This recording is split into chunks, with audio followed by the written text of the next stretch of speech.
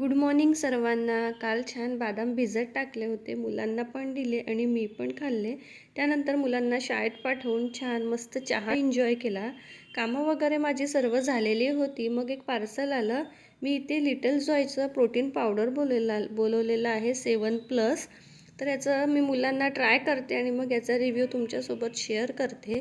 काल मी इतवारी मार्केटला गेली होती, कारण की मला ड्रायफ्रूट्स पण आणायचे होते. थंडी चालू झाली त्यामुळे ड्रायफ्रूट्सचे तर लाडू करायचेच होते, त्याचबरोबर मसाल्याचं पण सामान घेऊन आले आणि त्यांना ऊन दाखवून छान कडक करून घेतले.